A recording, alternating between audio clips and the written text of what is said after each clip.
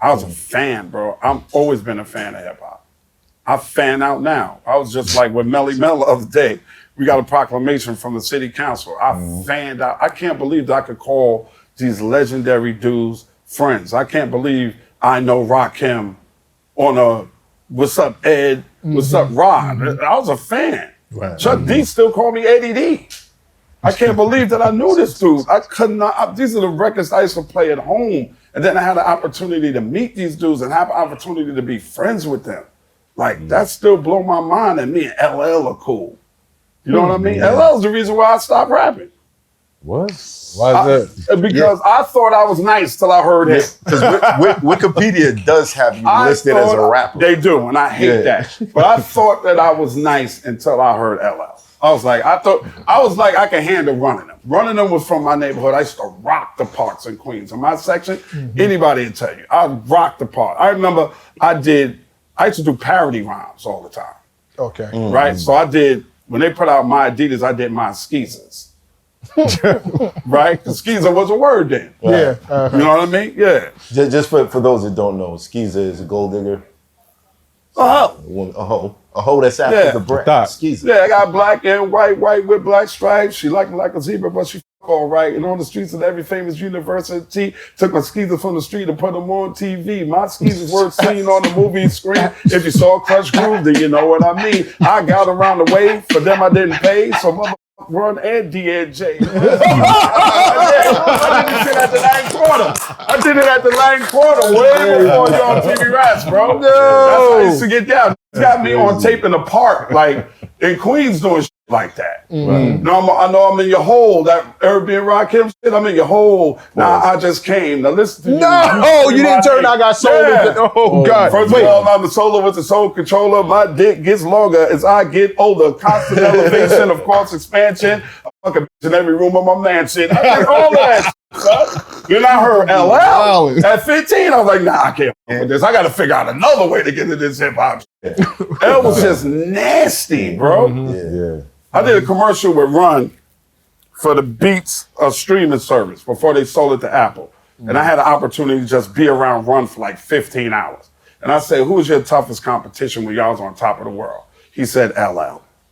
He said, it was LL. He said, we put out Peter Piper, which UTFO had a record called Fairy Tale Lover when they was singing. And he heard it. He said, D, we got to do some shit like that, like with the nursery rhyme.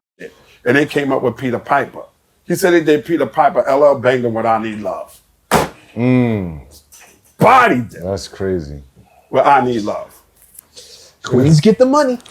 Hold on, so I got a question. What was the wildest interview you did while being at your MTV Raps? The three of them that stand out. My favorites or the wildest? Just the wildest. Pac. When I had to put my hand over Pac's mouth, because he was smiling. Pac was such a fucking electric personality, man. Pac was just wild the fuck out, yo. And he's sitting there talking about how he beat up the Hughes brother, and I called him, they fired me, because he's supposed to do Minister Society. Right. You're supposed to be O Dog. He's supposed to be O Dog. Yeah. And something happened, and they fired him, but they didn't really tell him that they fired him. What was the thing that happened? I don't know what happened between them. He just told out. me that they fired him in some punk ass, snitch ass way, and he caught them in traffic or something, one of them, and beat the nigga up in LA. But he's saying this shit while they got a lawsuit going on against the nigga. He's on Your TV Raps with John Singleton talking about the movie they just did, and he's saying that. I'm like, Pac, fucking chill. Like, this is on tape. So I threw my hand over his mouth, and then they subpoenaed the tape and took it to court. Damn. Wow. I think he had to do like 10 days or 15 days or some shit behind it. Yeah, that was the wildest. That was the wildest. That was the wildest. So what's your favorites? My favorite is Bill Cosby for a week. We had Bill Cosby on. And the reason why that's my favorite is because he called Yo MTV Raps looking for me. Oh, wow. And they called me and told me Bill Cosby is looking for you. Here's the number. Call back. So before I called back, I remember I had seen Eddie Murphy's stand-up, and he was like, Bill Cosby only called you for two reasons. Either he likes what you're doing or he thinks you're embarrassing black. And he's going to check you. Right, he's going to check me. So I'm like, shit. Like, I'm about to get checked by a man that I idolize. Right. And so I called back, and I said, hey, this is Ed Lover. I got a call from Bill. She's like, oh, hi, Ed. Hold on. Mr. Cosby wants to speak to you. And put me on hold. And I'm like, Bill Cosby ain't getting on this goddamn phone. And he picked up the phone. And he started talking, hey, this is Bill Cosby. I'm like, how you doing, Mr. Cosby? No, call me Bill, please call me Bill. He's like, I'm in my office and my daughter is in the office and my daughter Erin is in there and he just sounds just like he normally do. Yeah. And she's watching this show called Yo, Man, and I'm looking at you and you're doing this character and you got these glasses on. I said, yeah, it's what character I was doing called Perry J. Periwinkle III. He said, man, I laughed so hard. How can I come on your show? I said, you want to come on the show? He said, yeah, I'm going to come on your show, then I'll have you on my show. And I'm like, okay, bet. So we get off the phone and I call Ted. What was his show at the time? The Cosby Show. You were the cab driver on the Cosby Show when the baby was being born in the car. Yes. Oh, shit. So he called, I called Ted and we set it up. I called Bill Cosby back. And we set up the week that he's coming. He's going to do a week worth of shows with us. And it goes through MTV that Bill Cosby is coming. They had never had Bill Cosby on MTV on nothing. He's coming to do Ed Dre's show. A week worth of shows.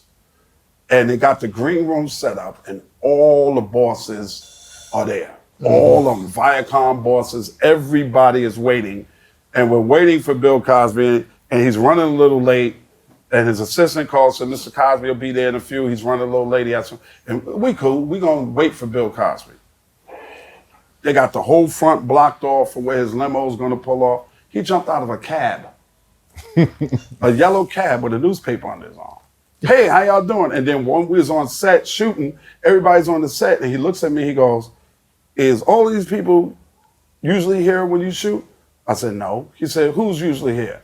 I said, the stage manager is Moses and the cameraman and whoever's directing is up in the booth. He stops tape. Stop the tape. Everybody get the fuck out of here. He said, get the fuck out. I told them all to get the fuck out. He said, I will see you all once we finish. I will talk to you all. But you're throwing off what they normally do. Get the fuck off the floor. And everybody left. And that's what he did. He never stepped from the green room. They had all the shit laid out for him. Everything.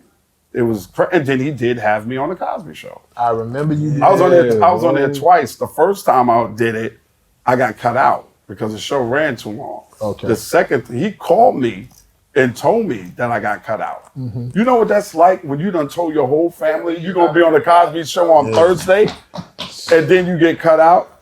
And That's the homies. Don't worry about it. the ill shit about that is when I got cut out and he told me, he said, don't worry, we're gonna have you back. So all this is going on. You got cut off. You got cut out. I get cut out.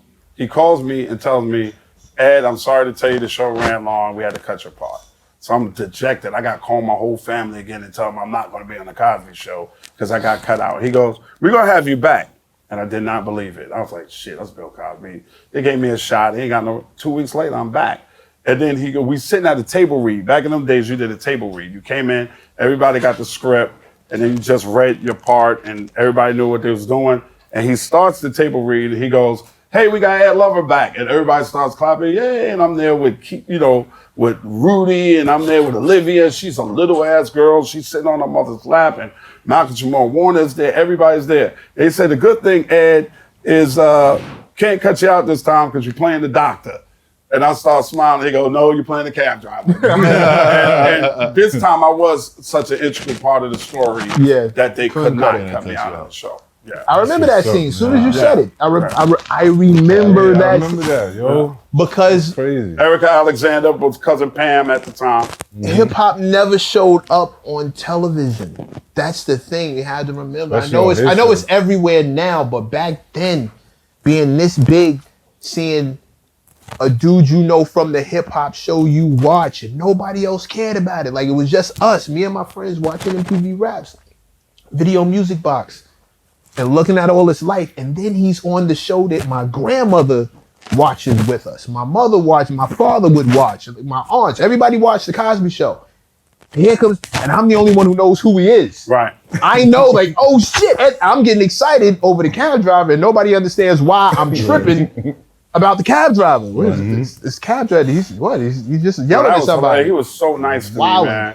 He, when we broke for lunch, My mom's and my aunt was there. He let my mother and my aunt have lunch with him in his private office. He was so nice to me. And he never camera blocked. He had somebody camera block, and then he would watch it on a monitor in his office, and then he would come out and do the actual shoot stuff. So the first time, when you're on the set of the Cosby Show, you really think that there's an upstairs. There's no upstairs. That's just set dressing, right? When they go upstairs, that's on the ground. They just move everything off and place the upstairs bedrooms there. It's not a real house. You feel like you in a real house, right? So Erica Alexander goes, yeah, boom. Oh my God, I know that ain't Uncle Cliff's car. Then she opened the door and she goes, can't say that. Then she turns around and goes, Uncle Cliff, somebody hit your car. And I step into the front foyer. And he goes, somebody hits my car, and I'm standing there. And the first time we shoot it in front of an audience, he runs down the stairs and says, I know ain't nobody hit my fucking car. And I'm laughing. He did that to throw me off. It was, man, that shit was incredible. Like, that's just something I can say. I was on the Cosby Show. At the height of it, when it's the number one show in America, I was on the Cosby Show. Wow. Yeah, that one. And of course, James Brown. We had James Brown for a week. The Godfather Soul was on Yo MTV Raps with me and Dre for a week. For a whole week. And let me and Dre and T Money call him James. Everybody else on the set had to call him Mr. Brown. Yeah, James was on for a week, man. That blew my mind. Because I got to tell my mom, James Brown is here. It's crazy. What'd your mom say?